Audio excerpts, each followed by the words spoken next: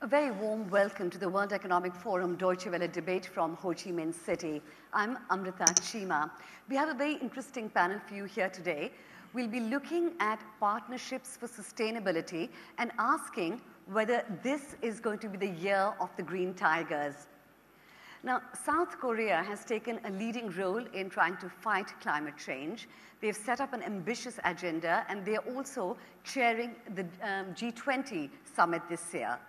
And we're very pleased to have Minister Jong-Soo from South Korea. He's the Deputy Minister for Environment. Now, Vietnam is not just hosting us here in Ho Chi Minh City, but it's also chairing ASEAN, the Association of Southeast Asian Nations, and has also pledged to make climate change a major issue, not just in the region, but also internationally. And we're very pleased to have the Deputy Minister for Environment and Mineral Resources, Nguyen.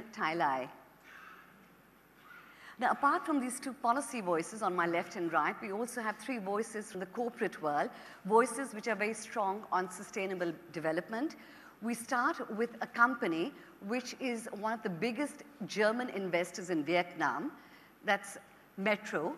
Frans Muller is here with us. He's a member of the management board, as well as a co-chair of the World Economic Forum East Asia 2010. Welcome, Frans. Thank you. Now to a company whose founder invented the light bulb, and then went on to invent, the company went on to invent a new term, Ecomagination. We have here Stuart Dean. He's the president of General Electric ASEAN. Welcome, Stuart. Thank you, Amrita. And finally, to a company which began as a company which dealt with explosives, and then went on 100 years ago to work on chemicals, and now it likes to describe itself as a science company working on sustainable development. We have the president of DuPont Asia Pacific, Lukach. Welcome to all of you. Thank you. Now, we've seen in the last couple of days, there's been a lot of discussion on economic growth in Asia. We've been hearing a lot about how Asia and East Asia are the engine for economic growth in the world. We've been hearing about what is being described as a historic shift in economic leadership from the West to the East. We are hearing about incredible growth rates which people in the European Union can only be envious about. At the same time, it's equally true that Asia is one of the regions which is most vulnerable to the effects of climate change. This has come up again and again in our discussions since we've been here. And despite the somewhat mixed results we had at Copenhagen last year, climate change, sustainable development, and green growth have become central to any discussion about economic models around the world. There's a great push worldwide to have more sustainable growth, and also in Asia. Several countries already in Asia are leading in this area, countries like China, countries like Japan, and countries like South Korea. Now, in 2008, South Korea adopted a very radical stance on economic development. They called it low-carbon green growth.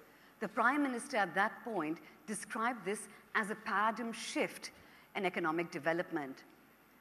Now, Deputy Minister Yoon Jong-lee, tell us more about how your government is trying to implement this green growth agenda. Okay, thank you, Amrita.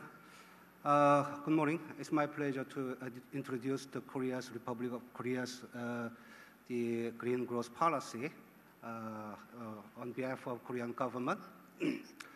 Before talking about our policy, I'd like to introduce this report. It was titled Overview of the Republic of Korea's National Strategy for Green Growth.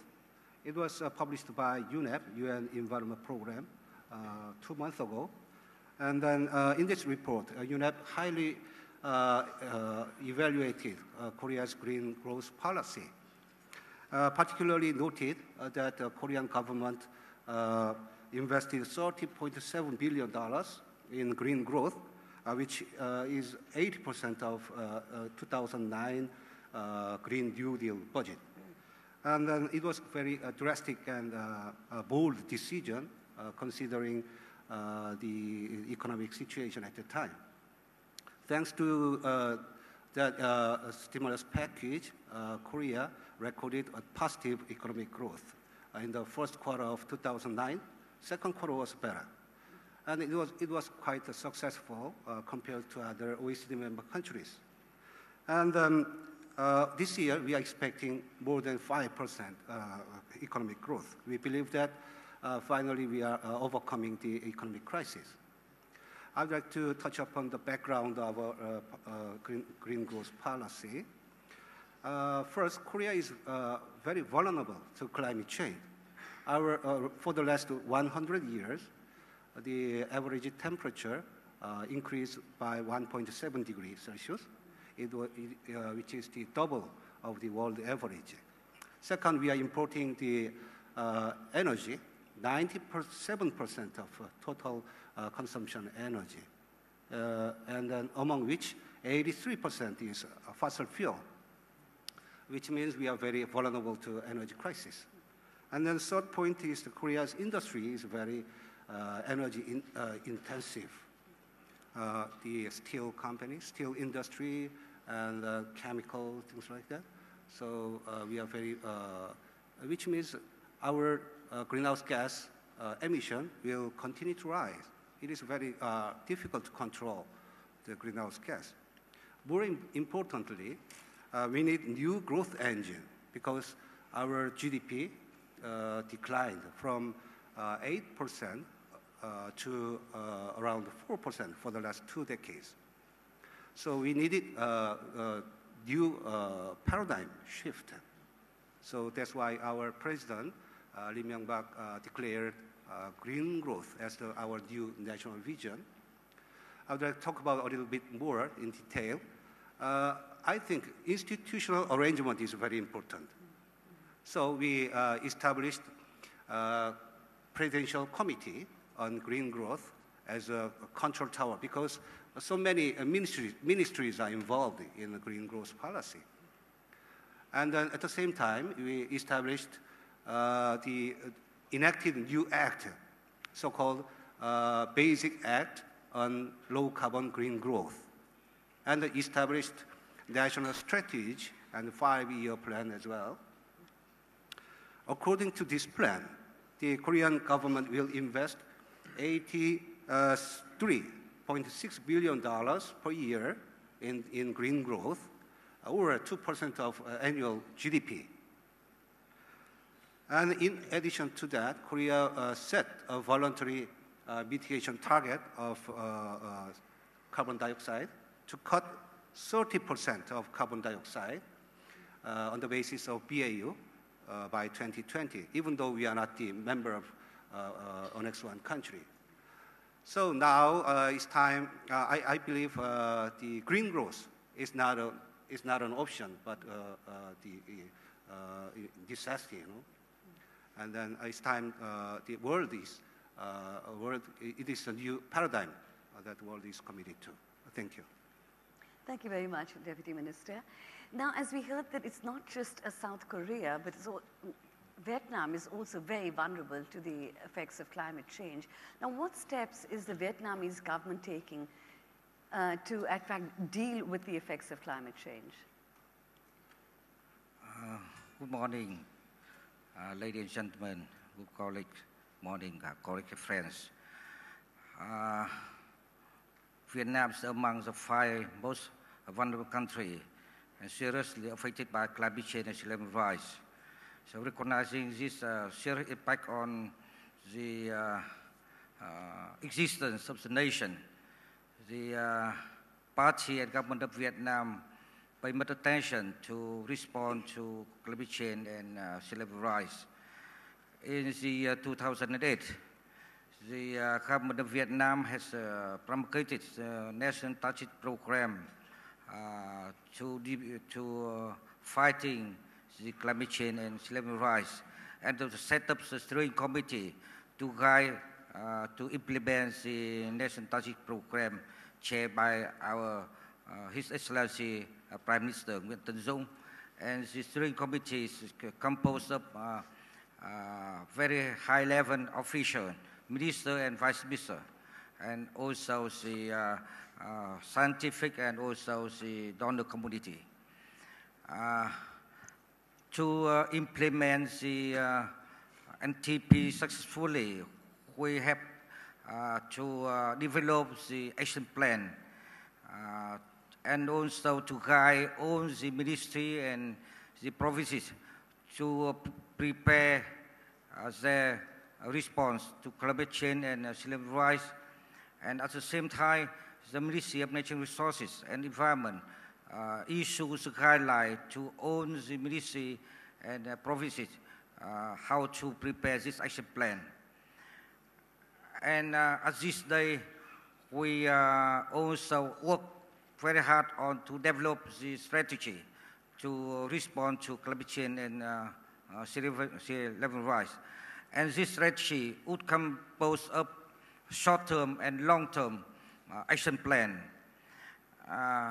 But we don't wait for this strategy to be completed and for having all the existing program and project under review so as it take into account the climate change impact and also sea level rise. And all these projects are dealing with the natural disaster, sea level rise, and like sea dye and river dye building system, and also fighting inundation in our big city, and also to promote forestation and reforestation. And we now also with the various partners to develop so-called policy metrics and also develop the action plan to implement this policy metric to respond to climate change. And Vietnam, at this day, still poor, and we now are seriously lacking the financial resources to implement those action plans to policy metrics. And now with various donor committee, we set up so-called the climate change response fund. And for today, this fund around the 200 million US dollar. And not only to fighting or responding to climate change and sea level rise, we also try to protect our environment. And from the 1993, Vietnam has promulgated the law on environment protection. And we also developed a sharing facility to promote environment protection and also to support the enterprises to involve in the environmental protection activity. And recently, the government has issued the decree on the support the activity involved or with regard to the environment protection. Thank you. Right. Thank you very much, Deputy Minister Nung Tan Lai from Vietnam. That was very interesting. Now, Stuart, General Electric has actually captured the imagination of the world with its term, Ecomagination. Tell us more about your company's role in sustainable growth. Great. Thank you, Amrita. It's a pleasure to be with this great forum today, especially on one of the most important topics, if not the most important topic for the 2 days. GE made a major commitment starting 5 years ago to invest heavily in developing products for our customers that are either significantly more fuel efficient, energy efficient, or significantly less emissions coming from those products, such as power generation, aircraft engines, and locomotives, to name some examples. We've been investing over $5 billion a year, to much of which is devoted to this Ecomagination line of products, and then selling those. And In 5 short years, our revenues from Ecomagination products have reached $25 billion.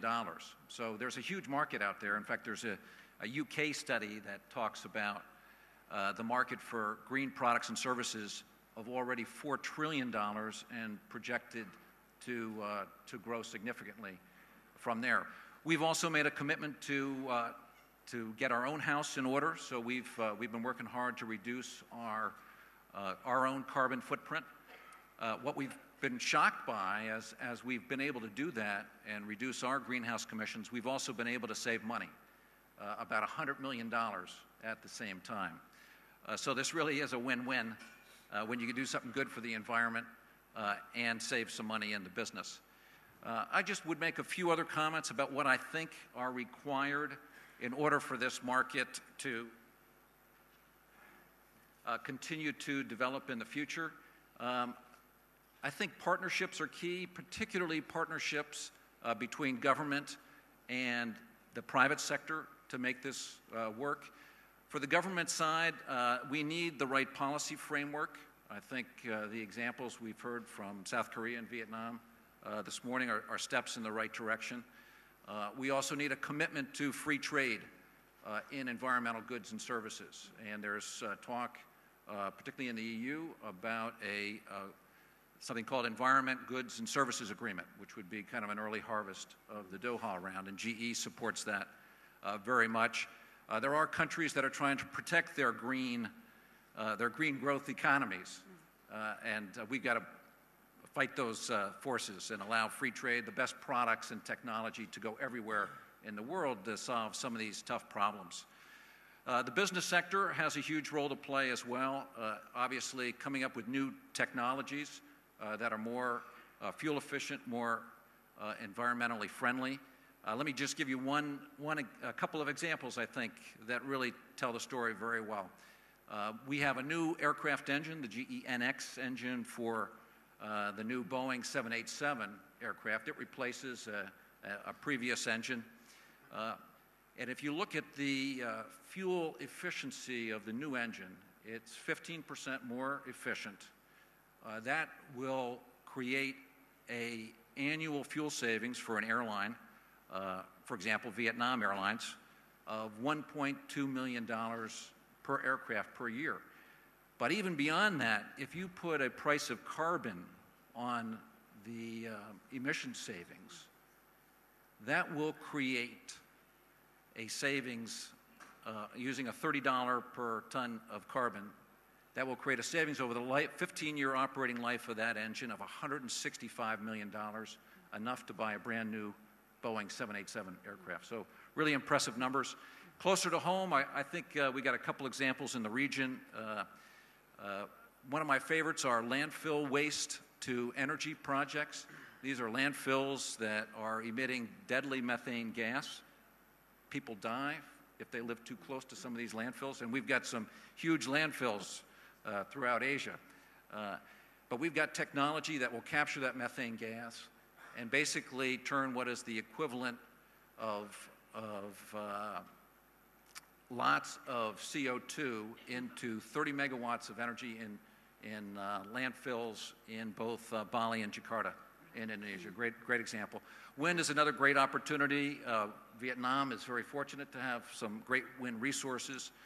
We're so excited about it. We've built a $60 million manufacturing plant in Haiphong to build wind turbine generators. So lots of opportunities. I can go on, but yes, I'm sure you want me to. I'm sure you can, and we'll discuss some of the other examples. Great. Thank you very much, Stuart. Now, DuPont is also leading in sustainable development, and they claim they want to use science for a safer, healthier, more sustainable world. Carl, tell us a little bit more about, how your company is going about doing that. Okay, sure. Thanks, Amrita. Let me outline some ideas for what companies can do and what governments can do to accelerate adoption of green technologies here in East Asia. By way of quick background, DuPont's a leading innovator of green technologies that bring sustainable products to the market. We think sustainability is here to stay. The recession last year has shown that. I'm confident, I think as GE said, that from a recent survey we did of our global customers, that there is broad-based market demand for products that provide environmental benefits. And our customers here in East Asia are no different than other regions. They want products that are inherently safer to use, that reduce energy consumption, reduce water and air pollution. Those are the top demands of our customers. So what can companies do? First is to recognize, as Stuart said, that sustainability is good for business. It's a new driving force that is highly relevant and of high value to our customers. Second is to define your sustainability goals and then act on them. DuPont set its first sustainability goals over 15 years ago. They were aimed at complying with government regulations. After we achieved those, we set second-generation goals in place to go beyond the regulations and to reduce our environmental footprint. In 2006, we put even further aggressive goals in place to reduce the environmental impact along the entire supply chains that we operate. Supply chains like agriculture, electronics, automotive, packaging materials, transportation fuels. So these goals are now really reshaping our company. In accomplishing the goals, we reduced our CO2 emissions by 70%. We saved billions of dollars in energy costs, and we now have a product offering that's much more oriented to providing environmental benefits to customers. As a result, we're allocating more R&D to products that customers want and provide environmental enhancement. Things like higher yielding seeds and crop protection products that take less water and have a smaller environmental footprint and boost output per hectare. Secondly, new refrigerants that have zero ozone depleting potential. Third, waterborne paints that have low volatile organic compounds and emissions. Photovoltaic materials for solar cells that convert more energy at lower cost and have longer life modules. New thermal insulating materials as you look out at Ho Chi Minh City, all the construction going on. And importantly, bio-based polymers, bio-based renewable polymers for the plastic world that we all live in. And biofuels that use non-food source carbon and have higher energy delivery. So these are the kind of things that are possible once a company sets goals and takes action against them. So let me finish up by asking or appealing to the governments here in East Asia. What can governments do to accelerate adoption? I'd say first start with the regulatory process and expedite product approvals that deliver environmental benefits.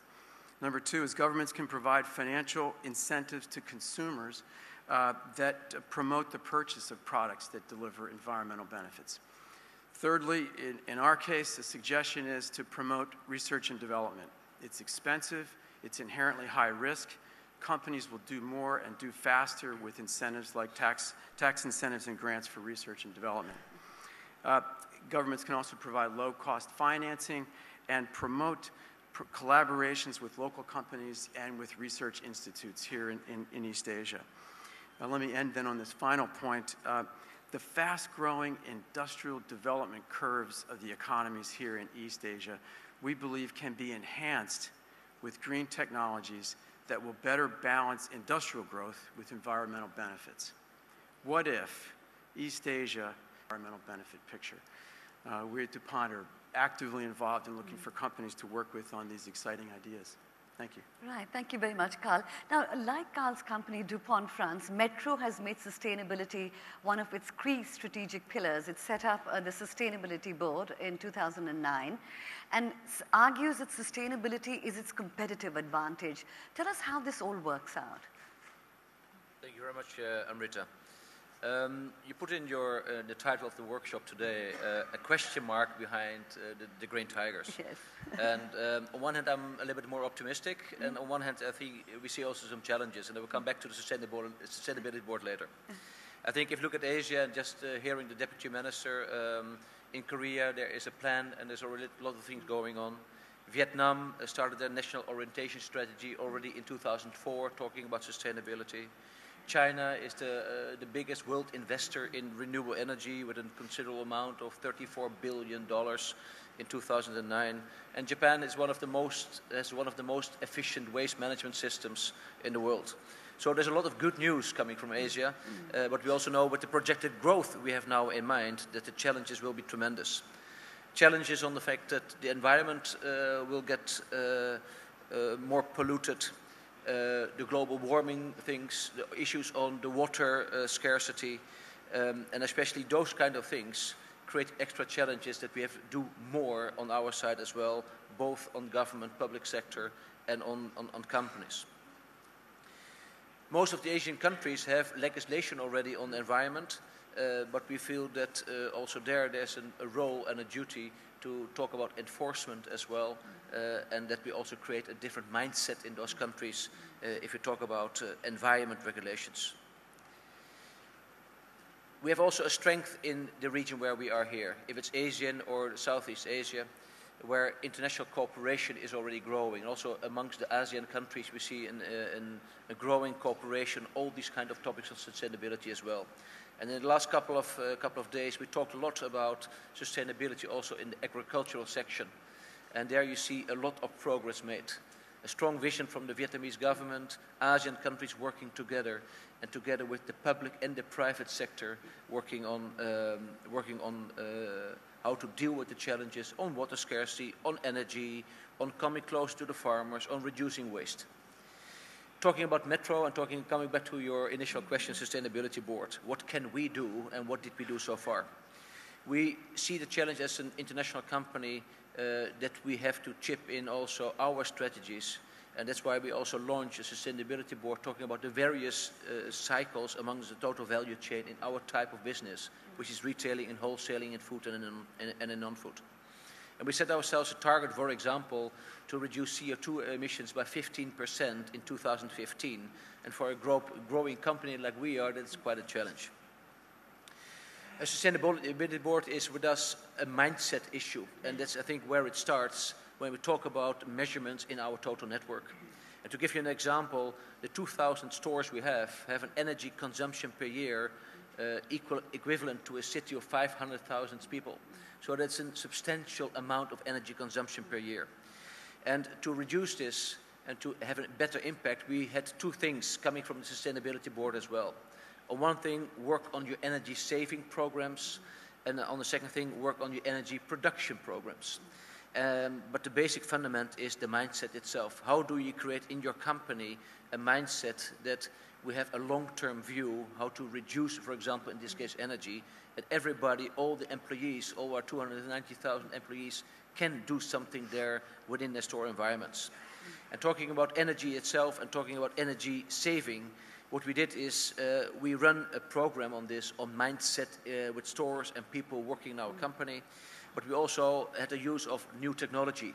For example, LED lighting, and the colleagues of GE must be very happy about these kind of developments. We will be a good customer there. Talking about refrigeration, and talking about Asia with the temperatures outside, you talked about, Amrita, already. We have a very high share of the products we sell are fresh food. So we have a lot of cold chain operations in our stores. And to reduce that energy consumption, you can do a lot with technology, where we buy also with first-class partners worldwide to reduce the consumption. On the other hand, the production also with the temperatures outside creates also an opportunity. So solar technology we use this now extensively with photovoltaic technology to have support in stores where we have 50% of the energy already coming through photovoltaic, and we have a number of experiments running in Europe. And talking about another technology thing, geothermic solutions. We have now already the first shopping center in Istanbul, which is completely self-sufficient with geothermic technology to run that production of energy. So that is how we look at our things. We try to keep it close to our chest, to change the mindset of our people, working on saving and production of energy. But in the end, it's about collaboration, and also our experience we have as Metro Group. We are more than happy to bring this also in collaboration internationally. Thank you very much for that, Frans. Now, as we can hear, that I mean, we don't even need to have a debate. All of them appear to be green tigers in their own kind of fields. But obviously, there's a huge gap sometimes between what people are committed to do and what actually happens on the ground. Now, Deputy Minister, we've seen from these three corporate voices, they have a huge list of demands of what governments should be doing. Now, what, in your experience, what form should a public-private partnership take from your experience in South Korea? The private-public partnership is very crucial in achieving green economy as well. And then there are many examples, I'd like to just give one example, introduce one example. Because there are too many green technologies, which one is, we have to confirm which one is real, which one is fake. And then in that case, we need, for example, green certification system, for example. And then in Korea, we are now operating that kind of system. And then it could qualify the green technology, green company, By doing so, we can remove the uncertainty. And then second, once it is designated as a green company, it can get many benefits from government, for example, tax or loans and any other priority in R&D investment. And then important thing is it is connected to commercialization so that we can create to modern green market, So there are many aspects among the public and private partnership. I can give one example in there. Right. Thank you very much. So what you're suggesting is some kind of subsidies and incentives for people to go green. Now, from what you were saying, there was a fair bit of a lot needs to be done in terms of government regulatory practice, more openness. And do you encounter a lot of what we could call green tape when you're trying to kind of do business with governments in this region? Well, I think almost every government agrees with the overall goals of reducing carbon footprint and taking care of the environment, right? But there are obviously trade-offs involved as well. I think one of the areas that really needs to be addressed early on is the area of subsidies for fossil fuels, right? I would say, at least half the countries in Asia still have subsidies for fossil fuel, which then run through the entire system, affect electricity pricing. And we recognize that there's socioeconomic groups that benefit from those subsidies. But I think it's also clear there are better ways to do income redistribution than subsidizing everyone's use of fossil fuels. But Stuart, electricity, gas, water, they are basic needs. And for large parts of the population in this region, that is something that they are hugely reliant on these subsidies. Now, how does one reconcile that? At one level, you want electricity and fossil fuels to be more efficient. At the same time, you've got to guarantee your people electricity, gas, and water. Well, there's no doubt you need availability of those, but not everyone needs it at below cost, right? And I think that's the real lesson. I think the EU has been a leader in green technologies because they've priced traditional fossil fuels not only at the real cost, but above the real cost, which has spurred innovation and incentives throughout the EU. When you subsidize fossil fuels, people abuse the system, right? You get people driving Mercedes, driving on less than the actual cost of gas. A thin right. layer. But the point is, in order to get the right behaviors, you need to price fossil fuels at market prices and find other ways to do income redistribution, okay? And that, then I would follow up with Carl's, that's kind of part one. Part two is putting the incentive systems in place to get new investments in green technologies, right? Today, for the most part, with the exception of wind, it's very hard to justify the economics of a green power plant because of competition with the existing installed infrastructure across gas-fired and coal-fired power plants, right? So you need either higher feed-in tariffs or other kinds of incentives to kickstart those. Again, I think the EU is a great example of a region that has done that, and clearly that's where some countries like South Korea are headed as well. That's right, because they're talking about incentives, what you talk about incentives. In Germany, France, for example, people who use renewable energy are often given tax breaks to encourage them to use more green technology. But why is it that still at this stage, renewable energy remains so expensive? Wind power is twice the price of coal power.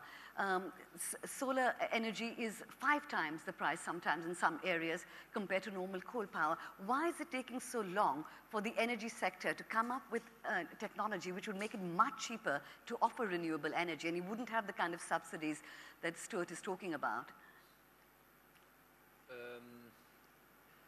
I'm not managing an energy company. So, yeah, but your company spends a lot of money on research and development. That's correct, that's correct. But I will ask my colleagues in Germany why this really is. But I think cheap is a relative characteristic. And I think, like the colleague also mentioned before, we are very much looking at normal market mechanisms to run energy prices. And as long as we subsidize and artificially subsidize, we will have this problem longer than we want. So as soon as the market mechanisms come in, I think we'll be negatively surprised how fast energy prices will go up and how fast new technologies, including green, including wind, including solar, including geothermal technologies, have a very affordable payback. And we see this already out now with measurements we take in some of the stores, where 10 years ago you could not think about these kind of investments because it will not pay off and it's a short-term view. We have now a very long-term view of running our business, not only economically but also our responsibility towards a long-term view, company and society. And the second thing is we see much shorter paybacks because energy prices go up and we have to look for alternative solutions. And what is also the case is that these technologies also offer us lower unit costs, and this will come, and we saw this dramatically going on in the last 5 years, and this will increase, this will even become better. So we have to be a little bit patient, patient, but this will come, that we have normal economical market mechanisms with affordable prices. Now, Carl, would you agree with this? There is a cost of going green. We've been talking about energy and subsidies and so on right now. Do you think Asian companies, Asian governments are in a position to absorb the initial costs required to use green technology for long-term gain? Can they absorb the kind of financial losses that they might initially have? Well, I'm not a banker or an economist, but I like very much what the Deputy Minister said, that we don't have a choice, that this is the direction we have to go. I think the limiting factor right now is the science. And that's why I'm so encouraging the promotion of R&D. These problems will be solved with science, not with financing. They'll be helped with financing, not with any other promotional arrangements. To take solar right now, I mean, the industry's averaging 15% current conversion efficiency on silicon-based modules right now. We have dreams at DuPont of over 50%, and we're working in the research labs in that direction. Thin film solar voltaics that can be enhancing and broadening the applications beyond just the thick film modules. So it's going to come from science. Right, thank you, Rich. I mean, science has its limitations, but also obviously great opportunities. Now, Vietnam, we've seen, they say in Germany, every second garden chair in Germany comes from the Mekong Delta, and yet Vietnam imports 80% of its timber because of deforestation, and your government is working very hard to change that. Do you think Vietnam's government is doing enough to deal with the problems that the country is facing?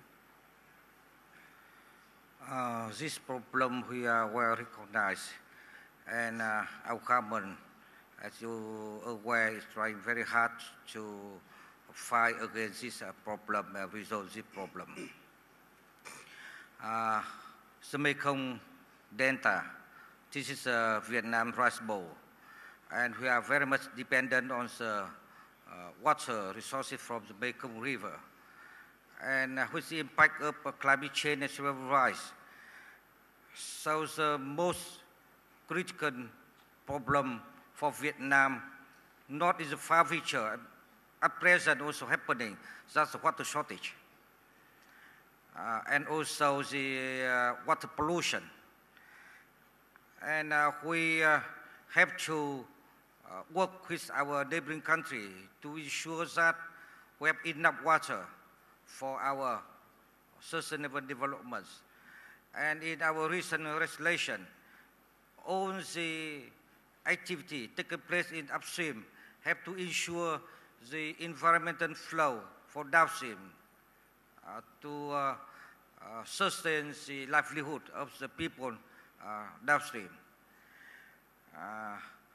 And we also try to develop the reservoir, in-stream, off-stream reservoir, and also the pollution fighting campaign. With regard to the mangrove forest, and also the deforestation is a part, and now we try to stop this kind of activity.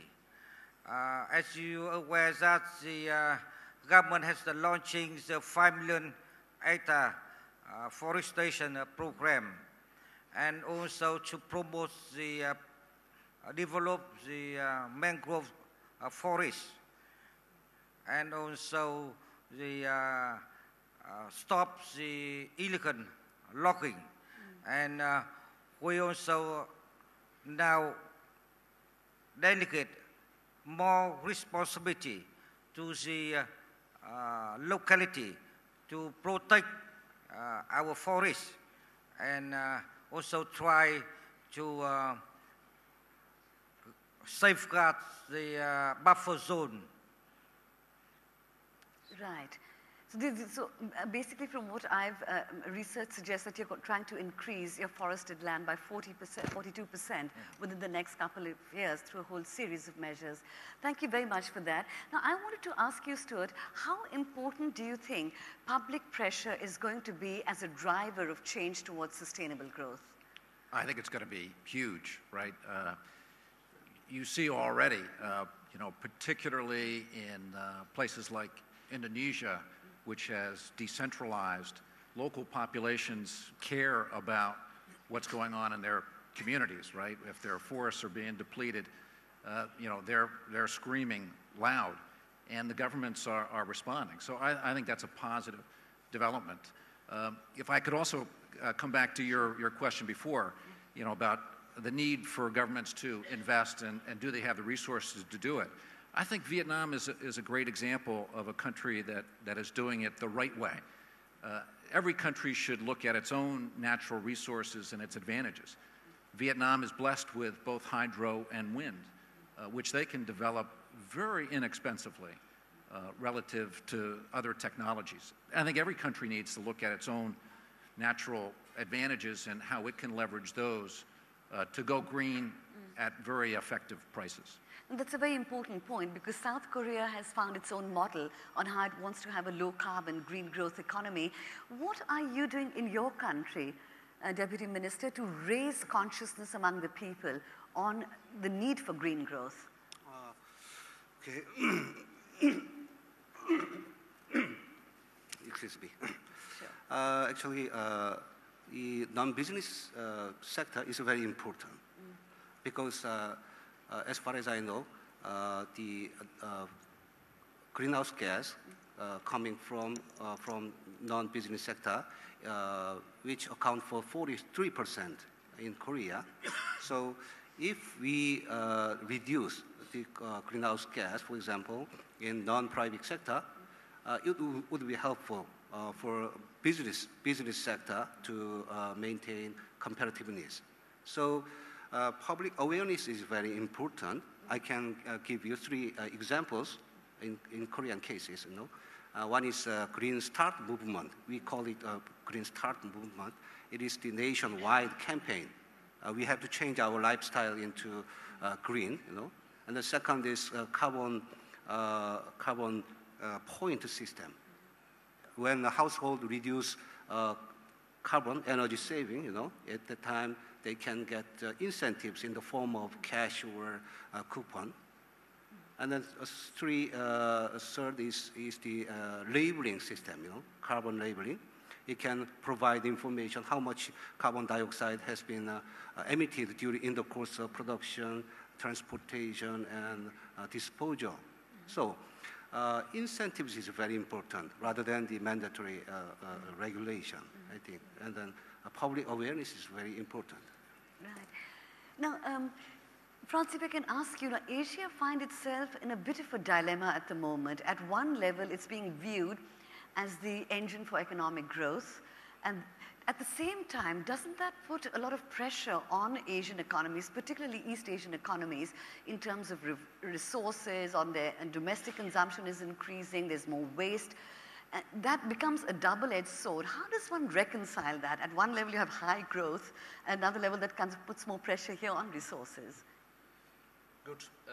I fully recognize that specific challenge, but if I compare that situation with the situation in Europe, then I'd rather come from a growth perspective and solve the problems then, than I'd have a very stagnant economy. So coming from the positive thing that we have an economic growth, and therefore also the challenges on the things I also mentioned in my introduction, environment, water scarcity, and these kind of things. I think Asia has not only a challenge, but also in this respect an enormous chance. And talking about technology, what do you see? You see that more and more international companies put their R&D centers to Asia, and also specifically to China, Korea, and Japan. That a lot of technologies, which is now a production strength of Asia, are linked to also green tech technologies. So I think there are interfaces possible. There are a lot of opportunities between the IT sector in Asia, which is very strong, and green tech technology especially. So there are a lot of opportunities also that the green challenge will also bring green technology growth to industries in Asia. Does not answer your question completely, because yes, growth will bring also those challenges for the environment. And we cannot expect now that companies who are picking up the growth and picking up the wealth also in Asia, that they have at the same time in their mind also to think about green tomorrow. So, and that's why I think a lot of governments working now on these kind of things, and a lot of governments make enormous progress in the mindset of people to manage growth and consciousness of how to deal with this. And I think also the private sector and international companies who also have life cycle experience from other markets can bring in their knowledge and can share this with companies in Asia, with governments in Asia, with partners and consumers in Asia, to make this combination that you grow in a safe way. And it's a gradual process, and it's a matter of cooperation. And it's also information sharing. And I think we learned a lot in Europe, and we have to make sure that we made a lot of mistakes in Europe also, that we avoid these in Asia. And if we can be of help and support, then I think that only will do good to our collaboration to manage this growth in a green, sustainable, responsive way. That's excellent, because all of you are emphasizing at your various levels how important innovation and research and development is in developing green growth and developing green technologies. Carl, all of you companies, DuPont, Metro, as well as GE, come from companies which have huge budgets for research and development and innovation. How difficult is it, in your experience, you're all based in this region, for smaller companies with smaller and tighter budgets to invest in these kind of new technologies? Well, I'm not so sure it's any more difficult. I think that R&D globally is becoming much more open. Open collaborations are very much in vogue now, and as we all realize that that's a way to speed up the output.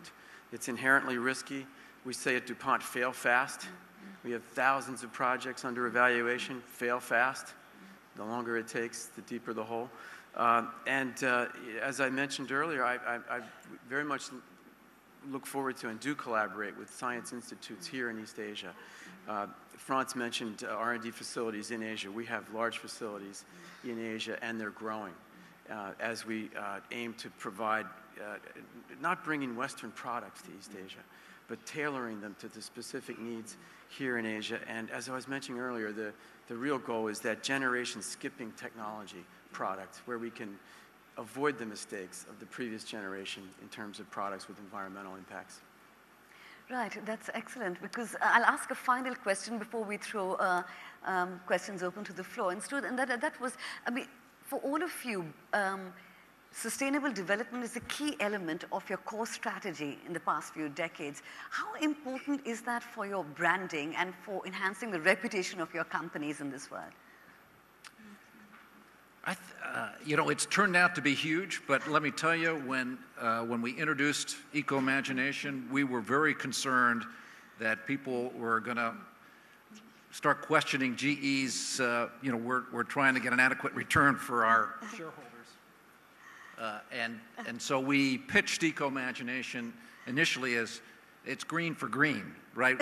You know, we were promising everybody we would make money at green. But you know, you talked about public awareness before. You know, as public awareness has increased, the greening of GE has been our best possible branding that we've ever had. We used to be criticized, why did you ever give up your theme line? You know, we make life better every day. Frankly, I've forgotten what the tagline was, but you know, we're a green company, and that is a great space to be in today. If I could just come back to how smaller SME companies can play, you know, local problems require local answers, right? So every country's got its own unique situation, and big global R&D facilities don't focus on local problems, right? One of the great opportunities is coal is going to play, you know, a big part of power generation for, you know, the next 25 years, whether we like it or not. So the question is, how can you green coal, or at least clean it up, right? And, you know, we've discovered some great technologies being developed in Asia by medium-sized companies that can gasify the coal and significantly reduce emissions. And if we can find a cheaper way to sequester the CO2 that we capture from that process, it'll be a very clean process going forward. So I think there's enormous opportunities for companies of all size to participate in some of the innovation that's going on. Great. On that very optimistic note, should we throw questions open to the floor? So if any of you has a comment or a question, identify yourselves, your name, the company or organization you're linked with, and if you want the question to be answered specifically by one of the panelists, then do let us know. The gentleman there. Can someone get the mic to him, please? Thank you. My name is Masaki Omura from Japan, Japan Bank for International Cooperation. Japan is making own effort and helping other countries to cope with climate change, as Mr. Muller mentioned. And I agree with, and in that process, private and public partnership is very important. But the key issue is technology transfer of companies in developed countries to developing countries. So my question is, should be addressed Mr. Dean or Mr. Lukach in private sector. Do you have any concern over the current situation of technology transfer? I mean, I think the key issue is willingness of companies and protection of property right in host countries. Carl, would you like to answer that? Sure. I think first point to your question, and I do want to say this is a very relevant question to Japan, because we view Japan as a fountain of emerging high tech in this area. There's a lot of great science innovation going on in Japan. Frans, you mentioned earlier about the incineration technology there. Ultimately, I think the free enterprise system works, and that when you invent new technologies and new products, if the frameworks are right, those technologies will transfer inherent in the products into the markets. We do need good product approval process, and we do need intellectual property protection to protect the hundreds of millions of dollars of research work that it takes to get these products to market. In the agricultural area, it's almost a pharmaceutical business now in terms of 7, 8, 9 years to get a product through the approval process, through the R&D, through all the toxicology tests. So strong IP protection is very important. But I think that's what we see here in Asia, developing or developed. And so I'm positive that this transfer will naturally occur through free commerce. Thank you. Anyone else with a comment? We have a lady here in a yellow scarf. Could we just... Thank you very much. My name is Christy Lee. I'm from Uri Investment, South Korea. I would like to thank all the panelists for such a comprehensive and thought-provoking presentations. We've been discussing a lot about how important it is, the sustainability, and how vulnerable, especially the ASEAN countries, are for the environmental change. And also, since yesterday, we've been discussing and hearing a lot from the officials, the awareness of the importance of this area. My question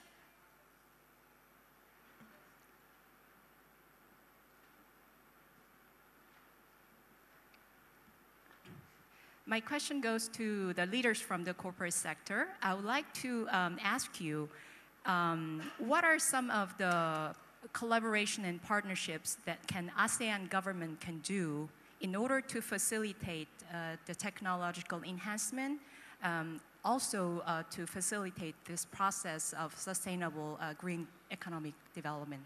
Thank you. I think, Frans, do you want to? Okay, Khan, do you want to say? And because one of the questions is whether we need more institutional frameworks to. I'll give you a short example. Yeah, sure. Great, thank you for that question. Thank you very much. That's a very relevant question here. I'll pick on agricultural products as an example. Short answer, I would love to see the ASEAN countries collaborate on product approval process. We have years and years of toxicology tests and scientific data that all of the countries, if they collaborated and leveraged that data, could greatly speed up approval of crop protection chemicals and products that greatly enhance output with a smaller environmental footprint, and seeds as well, higher yielding seeds for corn, soybean, and rice in Asia that can get to the market faster. So that's just one specific example. Frans, do you want to add something to that? I would answer this question a little bit from a different angle, and also to have a complementary answer to my colleague here. What can Asian cooperation bring here to make progress? I think one element is that if you look at ASEAN and opportunities as a market which is not only a national market but a cross-border market, that if you enlarge the market space and the marketplace as such, and you can reduce inefficiencies, and then I talk about more free trade between those countries, then you automatically generate value, which you can also bring in the total value chain, for example, to finance these kind of new technologies. And I think in the end, we limit ourselves, and also Europe is there not without a blame. We limit ourselves in free trade and have inefficient systems in that whole trade sector, in the total value chain, where we also destroy value. And if you open up these kind of things within ASEAN to have a much more open environment between the countries, we automatically open up value also to finance these kind of things on new technology. So I come a little bit from a different angle, how to get a more efficient market mechanism between the countries in collaboration. And perhaps a brief comment from you, Stuart. There's enormous potential for green PPPs. I think I go back to some of the experience we've had in Indonesia, where we work with both local Indonesian companies as well as city administrations to tap this unused amount of methane gas and the equivalent CO2 that comes off of them. It's a win-win for everybody. You get basically, for a 1-year payback, you're taking and preventing deadly methane gas from escaping into the atmosphere and generating 10, 20, 30 or more megawatts of electricity that you don't have to generate from traditional fossil fuel. Those kind of partnerships work. They work in wind and many other technologies as well. Thank you. I think we have time for just perhaps 1 or 2 questions. So anyone else with a comment, or the gentleman there right in the front, if you can get the microphone to him. Hi, I'm Justin Newton with Demand Media in the United States. The question I have is, much of the conversation today has focused on how do you take large existing things and make them more efficient and more sustainable. One of the challenges that I see in sustainability is that in many entrepreneurial environments and other things like that, people are focused on growth first, and then only after they've achieved scale do they start focusing on efficiency and sustainability. How do you start to change that mindset and get sustainability and efficiency and those pieces kind of built in from the beginning so that people aren't building large sources of future problems before they start to solve them? Who would like to? I'll take a quick shot at that. I mean, in our business, the inherent risk is the attraction to the science and not thinking about economics early enough. In the case of green science, we learned decades ago that green is good, but it doesn't quite sell that well in the product unless it performs as good as the petroleum-based alternative and can be made for a lower cost.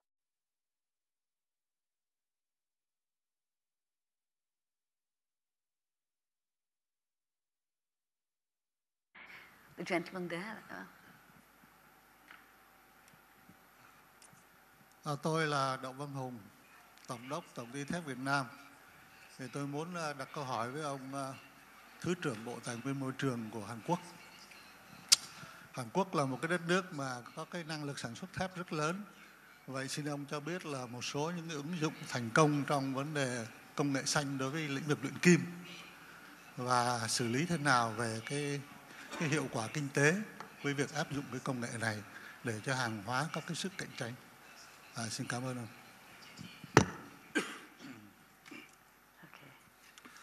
Thank you for your question. Actually, I'm not an expert in the steel industry, but I don't have any specific measure. But I think combined with his question proposed by the Japan, and then concerning technology transfer, actually, at least publicly owned technology should be transferred from the developed country and to the developing countries. And then the green technology is core of the green economy. So the Asian countries should cooperate more closely, and then we have to share our experience and knowledge, particularly in green technology.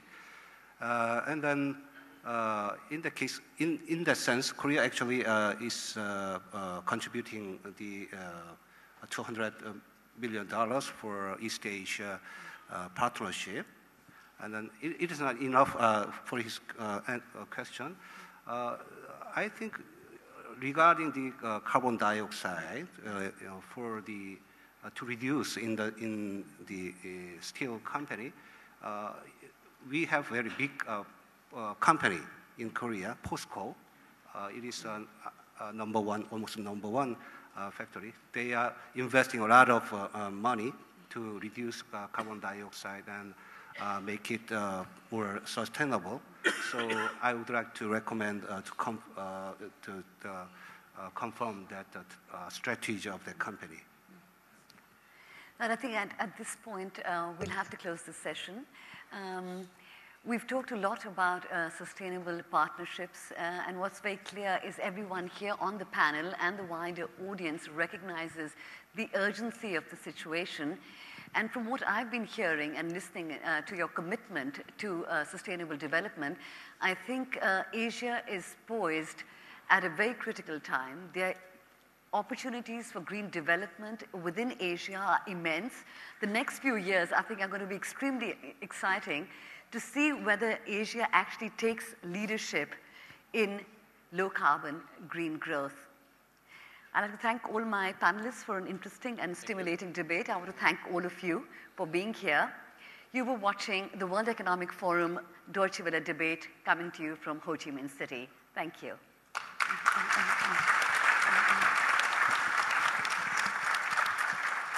Thank you very much, Mr. That was good.